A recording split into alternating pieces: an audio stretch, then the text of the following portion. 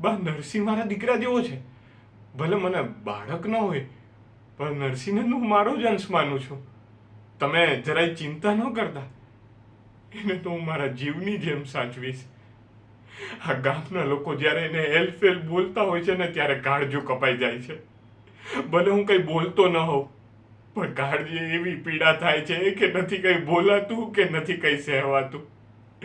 એ જ્યારે કંઈ નહોતો બોલતો ત્યારે ગામના લોકો એને છંછેડતા, અને આજે બોલે છે તોય લોકો એને છંછેડે છે. અને આપણો નરસિંહ, એ કોઈની વાતને કાને ધરતો જ નથી ને.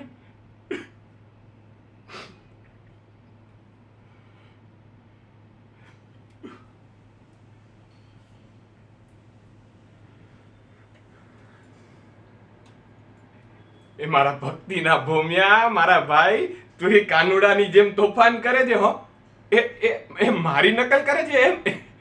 એ આજે તો મન ખોલીને હસ્યો છું. કેટલા સમય પછી આજે મન ખોલીને હસ્યો છું, અને એ મારા ભાઈ જોડે.